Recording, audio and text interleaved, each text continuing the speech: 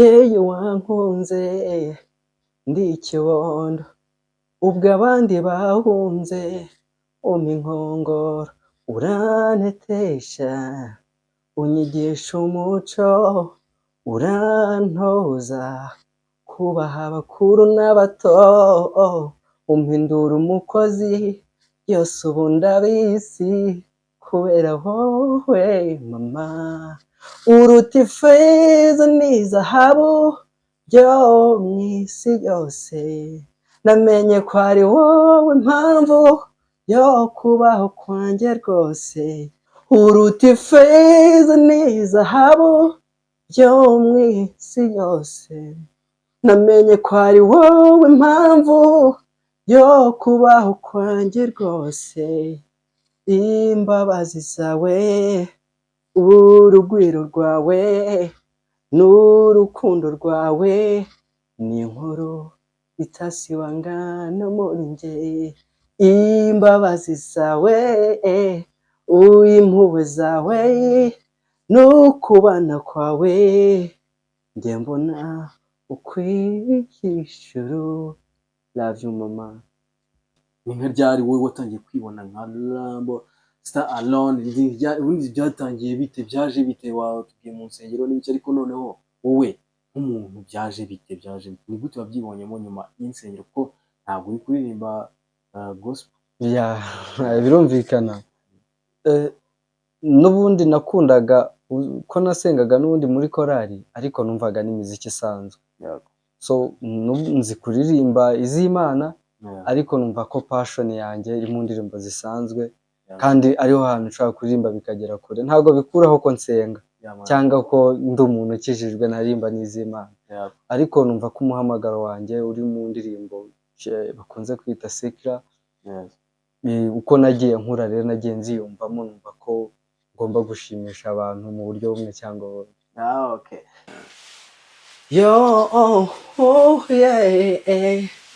Umuhungu wo mu cyaro ufite indoto zo kuzaba umuhanzi no naho ngo imihanda y'Inyamirambo ntazikigendwa n'abayizi nuko mfata isafari nk'abandi mu mujyi n'indani uwo mbibwiye wese ati ntiwarusha Bruce na Ben kora ikiyedi n'ibindi ayowe njye sinzi ibi niki ubushomeri Kigali we nutamenya njye nzakumenya sinzaryama nzakotana ndabizi kazafatwa kuko nabyoroha hatana kuzuba hatana mu mvura hatana mu banzi hatana niko kuba umugabo urengana hatana nturiganye wowe hatana wiguna kora ibyo uzi hatana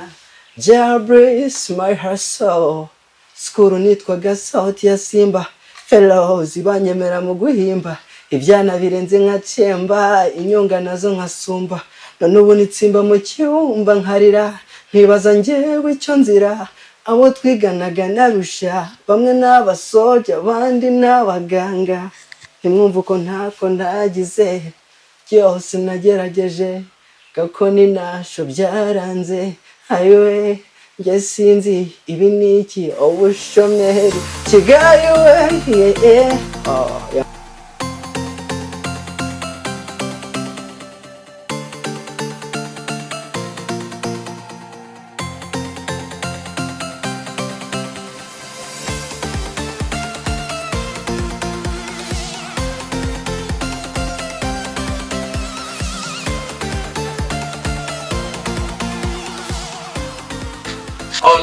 Hola people, hola everyone, we are back again.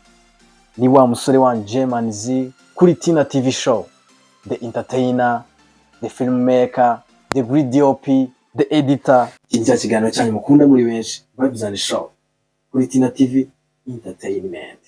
Hano turi kumwe n'umusore ngira ngo muramubona kuva ku nkweto. Oh my god, the black baje dufite kabisa. Ni jire babyita gute?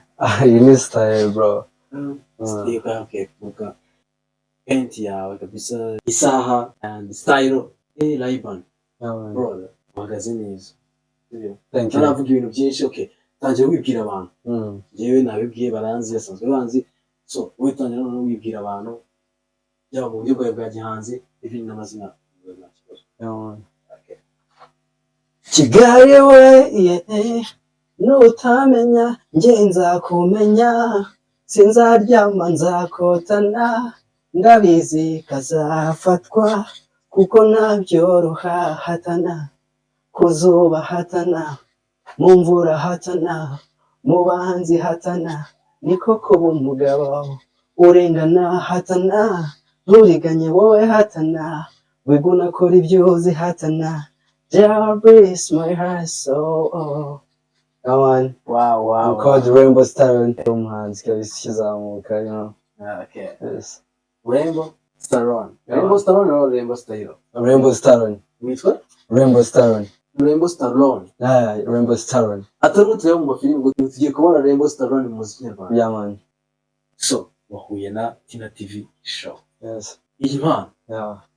Wayimbise no kuva ryari? Ko njyewe ndumva iyo ndirimbo yitwa Hatana. Hatana. Yakoze yitwa Hatana. Yes.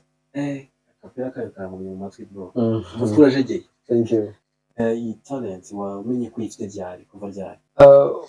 Iyi talent nayimenye nkiri muto kuko n'ubundi nakuriye mu rusengero. Wenda abantu babazi ngo ni bimwe biba bisanzwe, ariko iyo ukiri umwana ukagenda wumva amajwi y'ingoma menshi ko abantu baririmba ugenda ubikunda, ariko n'ubundi numvaga ko ntabaye umunyamuziki naba umukinnyi wa filimi kamwe nzamamara nkagera kure, ariko umuziki wariganje. Ndabikunda kandi nzabikora. Okay. So as Rainbow Staron, nshaka kumenya target intumbero yawe. Yes. Iyo utuje, iyo uryamye uri kumedita muri siporo cyangwa se iyo wirebye mu ndorerwamo, wibonamo nde wahazaza, wibonamo uwuhe muntu, wibonamo uwuhe Rainbow Staron wo mu Rwanda, hehe ni hehe wibona? Wenda wabyitiranyije, ni ukuvuga umurambo Staron wabyitiranyije wenda na Rambo wo hanze. Rainbow ni izina ryanjye risanzwe. Rainbow. Ni izina ryanjye risanzwe. Riri ku byangombwa? Ni izina ryanjye ababyeyi banyise. Witwa Rainbow? Nitwa Rainbow. Staron bivuze nyine kuba nzaba umusitari n'ubundi. Staron nzaba umusitari ku bwanjye. Okay. Ku bwanjye. Sorry gato bro, nari nabyitsenje kabisa. Njyewe numvaga ngo Rainbow Staron nkagira ngo ndi wa murambo hanze tuzi mu mafilime n'iki. Ntabwo washishirwa ngo witwa Rainbow. Niyo mazina yanjye. Ku byangombwa? Amazina yanjye n'ubundi nitwa Rainbow Emmy. Niyo mazina yanjye n'ubundi ku byangombwa bwite. Urumva n'ubundi icyo nahinduyeho ni Staron, ariko nabyo birumvikana kuko mfite intumbero zo kuba umusitari. Star alone. Ugomba kuba star ariko wabikoreye. You alone. You can be a star. Okay. So nari nkoje ni hehe kure wibona, iyo wirebye mu ndorerwamo? Yes. Rainbow Star alone. Ni gute wibona mu ndorerwamo? Iyo uryamye medita wibona hehe muri muziki nyarwanda? Nibona ahantu kure kuko nkeka ko ibintu nzi ndimo ndakora ni ibintu bindimo. Nitaha ntabwo ari ukuvuga ngo ndi mu kigare cyangwa ikindi bintu nakunze kuva kera, abanzi baranzi. Nibona ahantu kure ku buryo numva ko n'ibyo bakuru banjye batakoze numva ko nshaka kuzabikora igihe cyane nikigera. Okay. Uvuze bakuru bawe mu muziki? Bakuru banjye ni abasanzwe mu muziki ndetse n'abajeho gato imbere yanjye, hariho abo tungana mu myaka, so bakananga kubona amakazeho, so ariko nizera ko buri muntu agira igihe cye kandi akabikora neza. Okay. So hari ahantu wari ukomojeho uti njyewe umuziki watangiye kera, watangiye wamenye ryari ko ufite impano y'umuziki? Ni nka ryari wowe watangiye kwibona nka Rainbow Star alone? Ubundi byatangiye bite, byaje bite? Wawe tugiye mu nsengero n'ibyo, ariko noneho wowe nk'umuntu byaje bite, ni gute wabyibonyemo nyuma y'insengero ko ntabwo uri kuririmba gospel? Birumvikana. N'ubundi nakundaga ko nasengaga n'ubundi muri korali, ariko numvaga n'imiziki isanzwe. So nzi kuririmba iz'Imana, ariko numva ko passion yanjye iri mu ndirimbo zisanzwe, kandi ariho hantu nshaka kuririmba bikagera kure. Ntabwo bikuraho ko nsenga cyangwa ko ndi umuntu ukijijwe narimba n'iz'Imana, ariko numva ko umuhamagaro wanjye uri mu ndirimbo bakunze kwita secular. uko nagiye nkura rero nagiye nziyumvamo numva ko ngomba gushimisha abantu mu buryo bumwe cyangwa ubundi. Okay. So utumye nibaza nti se ni uwuhe muhanzi mu Rwanda cyangwa se muri Africa waba ari none modo wawe, ni uwuhe muhanzi wireferaho? Umbajije neza. Nafanaga umuhanzi bita Meddy buriya cyane mukunda. Mu Rwanda naramukundaga cyane, yari azi kubyina, yari afite vibe. Urabona yanahinduye ibintu, ariko ubu ngubu nemera ko Diamond Platnumz azi imbere mu gihugu cya Tanzania. Nagiye nkurikirana hasoze uko yagiye akora, ahageze biranyasubira cyane, ndabikunda. Okay. Meddy atarahindura ibintu, hari akaririmbo k'iwawe ufite waduha akapera? Indirimbo nyinshi. Okay. Shaka imwe mu mutwe wawe, imwe uhereze abantu bari gukurikirana kuri Tina TV show and even Tina TV entertainment. Ushaka akaririmbo kamwe ka Meddy, kamwe wumva uri buzamura amarangamutima y'abantu bagukurikiranye, bakakuzamura bakavuga ati afite impano ni talent. Okay, njye namaze kwemeremeza none aba. Yes, akaririmbo nkunda cyane bita Ntawamusimbura. Okay. Hari agace nkunda cyane kavuga ngo ibyuha agaciro uyu munsi nuko ari byo ubasha kubona bikagukingiriza umutima. Uraba amaso Gasaro natoye wirukira ugusiga ugasiga ugusanga. Okay. So ndite dusimbuka page ndite tugwa muri Tanzania aho waruvuze. So ndashaka noneho muri Diamond ufite nk'indirimbo ze nka zimwe mu mutwe wawe? Hafi ya zose pe, kuko ubu ni uri present comedy wambwiye ngo yaje gusimbuka yabamusinze nawe itoba musimbuye muri Tanzania. So muri Tanzania ku muntu bita Platnumz Diamond kano kanya iki kiganiro gishobora kumugeraho anyway giciye ku mbuga nkoranyambaga, anyway giciye mu gusharinga n'ibiki byose bishoboka bikorwa kuri Tina TV entertainment, kuko ni team nini cyane. So ndashaka kugira ngo wemeze na Diamond none n'abafana be none bavuga ati uyu muntu ajaje, sibyo? Wenda ntabwo ari ugukora kugira mwemeze, ariko ndamukunda for real, nampenda sana. Hari indirimbo ye nkunda cyane ifite ubutumwa bita Yatapita. Niyo ndirimbo nkunda ndayihara cyane.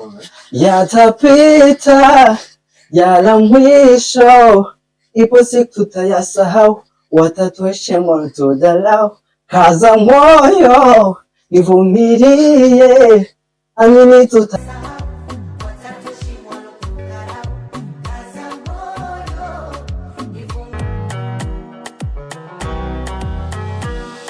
nitakuzawadia wote pote zenye za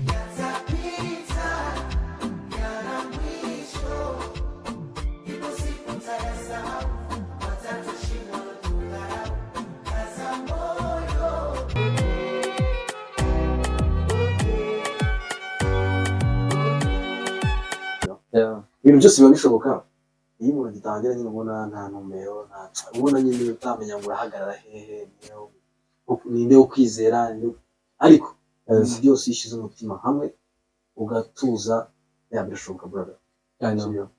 So ndashaka ngo dukomezanye nawe noneho tuzamukiremo noneho kuri vasi yawe, sibyo?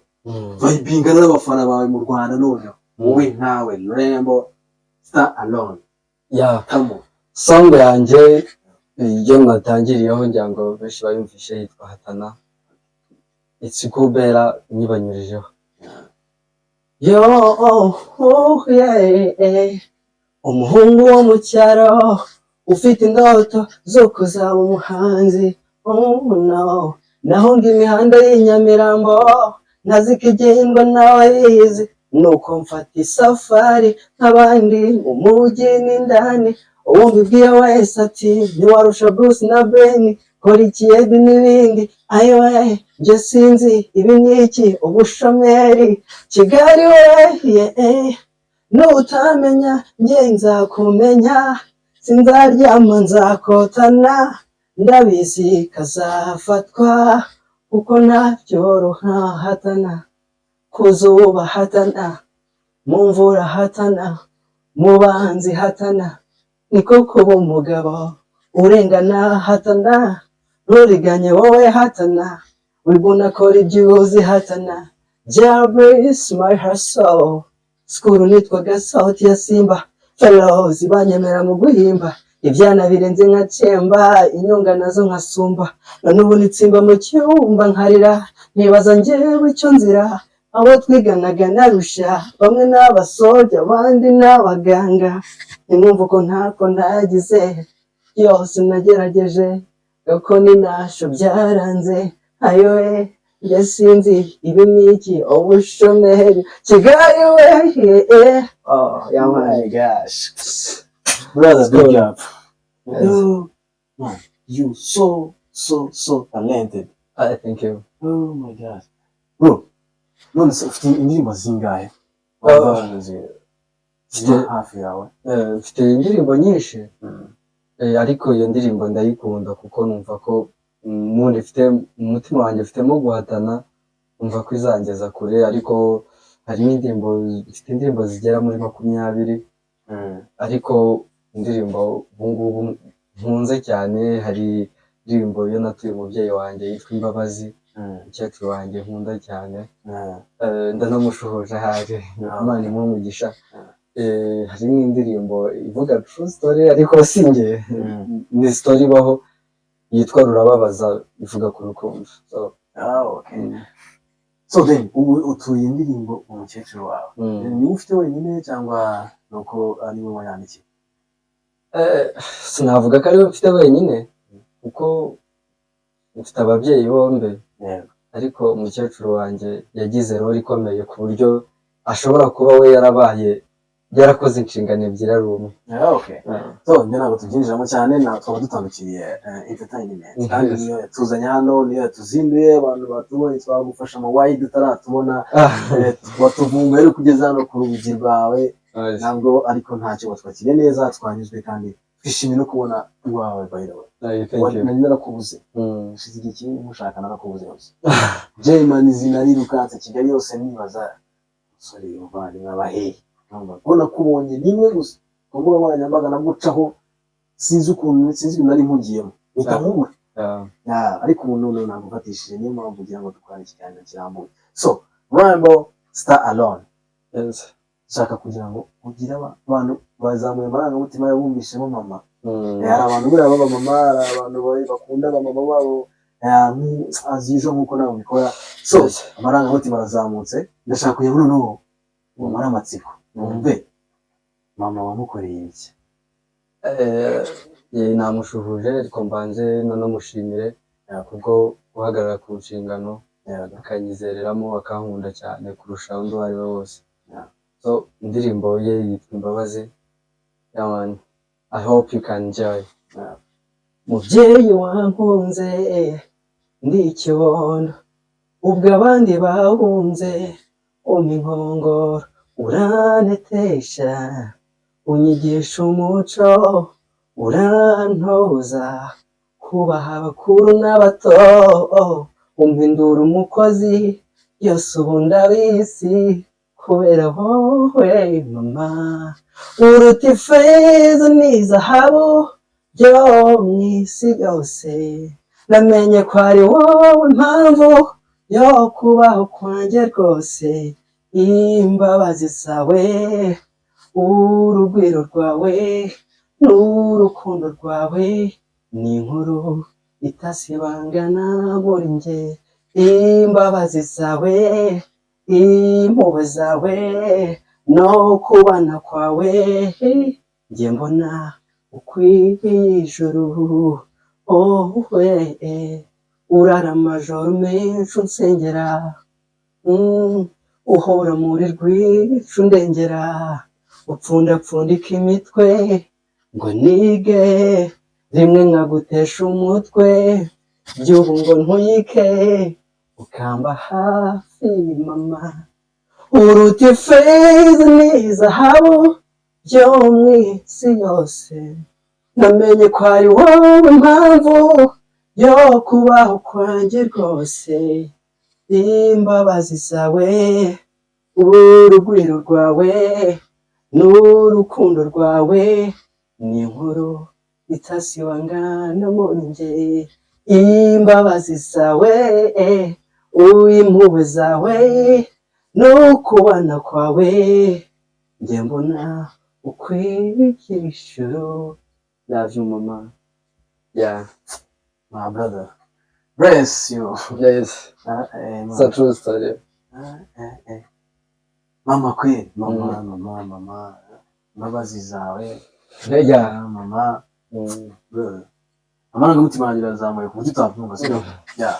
Nanjye urahanyibukije. Ababyeyi buriya Nyibukije mama we. tujya dukosa, ababyeyi nyine tujya dukora ibintu bitari Naje mu kumusaba murongo. imbabazi, ngenda aje kumusaba imbabazi. Ndaza kumusaba imbabazi ko sigaye nitwaza akazi cyane mama nkamwumva. Buriya si byiza kuko aba yarigomye ibintu byinshi, tukabakorera amakosa, tukajya mu bintu byacu by'urubyiruko urabizi, ariko umubyeyi wawe ugasanga n'ubundi akugumyeho kugiriye inama, ubwo abandi basa nkaho bagutaye, ukabona aracyafite izo muhwe zo kugira ngo uzabe umugabo. Yes. Yeah. Okay. Star alone. Yeah. We are back in you. Sir, tukugarutse noneho. Amen. Hari ikibazo numva ntanyuzwe n'igisubizo cyacyo. Umuziki wawe watangiye mu rusengero n'ibyo wabivuze. So then, wamenye gute ko wowe ugomba guhita umuziki? Ngira habamo gospel gusa ntabwo uri kuririmba gospel. Yes. So then, wamenye gute ko ugomba kuririmba secular music? Wamenye ryari nyine wowe wiyumvishemo ryari secular music? Ese byatangiye bite? Byazamutse bite? Ese byaje kugenda bite? Okay, uradusubiza. Usobanuriye muri make n'abantu batabizi bose bamenyeshe waje kumenya gute ko ugomba kujya muri secular nk'umuntu wabaga muri gospel cyangwa muri church. Waje kumenya gute ko wowe watangira umuziki wa secular? Urebye nabyinjiyemo cyane ngeze muri segonderi. Nakoze ikizamini ndatsinda, njya mu mashuri yisumbuye n'ibisanzwe. Nagiye ku kigo gikunda entertainment, then ndabikunda, abandi bakajya bajya bakabikora, ariko nkumva nyine umutima wanjye urapushinga kubikora. Naho naje gushingira group yitwaga Twice Stars. Twice Stars, twari abahungu batatu, twumva ko urumva akantu k'ubusitari karacyandimo, bitwaga Twice Stars, twumva ko tuzagera kure. Hamwe no kubakarasa tujya dutandukana, urumva njye nturuka mu ntara, bo ni abanyamujyi, turaburana, bakomeza ubuzima bwabo nanjye ndakomeza, ariko urumva rwa rukundo rw'umuziki kwa kuguma kubyiyumvamo. N'ahandi ho nagiye nguma mbigerageza, njya mu mastudio matoya ndagerageza, ariko nizera ko ari igihe kitaragera ariko nzabikora. Ni gutyo secular music yaje. Urabona iyo ugeze mu gihe nyine ugeze amasogonderi, urugomo, igihe cy'ubugimbi, wabaye umusore, utangira kugenda wiyumvamo vibe zitandukanye wenda na zimwe zo mu rusengero, ariko bidakuyeho gusenga nyine uraguma ugakizwa, then ugakora umuhamagaro wawe, kuko ibi byo kuririmba bifata nk'umuhamagaro. Yes. Okay. Rainbow Star Alone. Star Alone, yes. Rainbow Star Alone muri segonderi, umenya ko ufite umuziki, uza gutandukana bose, wabimenye ryari? Byari muri O-level, byari muri A-level? Byari muri O-level, urumva nakubwiye ko nkijya muri segonderi mu wa mbere nibwo nashinze group. Turi abana. Iyo group yitwa Twice Stars? Yes. Twice Stars imishinga uri mu wa mbere? Twice Stars nayishinze mu wa mbere segonderi mu gihembwe cya kabiri, I think, yes. Bro, none se ubu nk'abo basore ujya ukurikirana ibyabo cyangwa byarangiye aho ngaho muri Twice Stars ibikimubizi? Banze baragiye mu bindi, ntabwo mbaherutse, nabamubeshye. So, muri Twice Stars biranze, uhita uvuga uti noneho Star Alone. Uhita uvuga uti njye noneho mbyite Star Alone. Umva bya Twice Stars yaranze, uragomba kuba Star Alone. Nkakorera ibyanjye. Aya ndirimbo imwe isigaye twari tuvuye kuri mama, twabanje kuri Hatana, kurikizaho mama. So, kano kandi nyuma y'ibyo tugiye byose bya gisirikare biki mama na Hatana, so ya ndirimbo imwe y'urukundo yitwa harya ngo? Yitwa Rurababaza. Okay, right now zamura amarangamutima y'abafana ku buryo urwo rukundo nyine ejo baririmbire twumve birababaza, babwire bibabaza bite. iyi song ni true story, ivuga ku bantu baba barakundanye bakagirana ibihe byiza nyuma bagatandukana, so noneho ukabyibuka ukabikumbura kandi mutahura n'ubundi bitakunda, so ni true story. No, nkikubona bwa mbere nabonaga ari wowe naremewe, igihe kirekire numvaga nakimarana nawe, mu rugo n'iyo ruko ibi byo mbona biri true, ndakomeza sinacogora, mami kipenzi baby n'ibindi ndakwita, sinkamenye ko wambaye uruhu rw'intama kandi uri ikirura, warahemutse kuko wirengagije byose ukansiga jyenyine, yego nta kundi twagiye mu bindi, gusa rurababaza kuko rukwibutsa ahahise, nibyo nta bindi uwo nzi ni bandi, gusa rurababaza kuko rugukumbuza ibyashize. Oh love, oh love, what is the meaning of love? Oh love, ntibuka mu maso hawe, ntibuka izina ryawe, bikansonga nkagukumbura, burya umutima wakunze ntujya wihishira, urirengagiza ukanguka gutamaza, gusubirana nawe sinatusha, ubu namaze kumenya ibyawe urakamusha, warahemutse kuko wirengagije byose ukansiga jyenyine, yego nta kundi twagiye mu bindi, gusa rurababaza kuko rukwibutsa ahahise, nibyo nta bindi uwo nzi ni bandi, gusa rurababaza kuko rugukumbuza ibyashize. Oh love, what is the meaning of love? Oh love, oh love. Yeah man, yes, Broski, yeah, it's a great, you are talented, very hard. Thank you so much. So mu buryo bwo gusoza ikiganiro umwanya uhagije kubera ko dufite gahunda nyinshi z'umunsi. Yes, so nawe tujya ngo tukubuhore, watubwiye ko ufite two after this time. yes, so ndagira ngo ubwire abantu ahantu bagusanga he, bakubona gute basi. Ugeze kutubwira ko hari amastudio wagiyemo agatwika indirimbo zawe, ugatwika umwanya wawe, ariko nabo bagatwika indirimbo zawe. So tubwire basi bagusanga he, bakubona gute, umuntu ushaka contact zawe wazimubwira, bibaye ngombwa bamubwira imbuga nkoranyambaga ukoresha. So hadi kuri Tina TV Entertainment nta kintu na kimwe kidashoboka.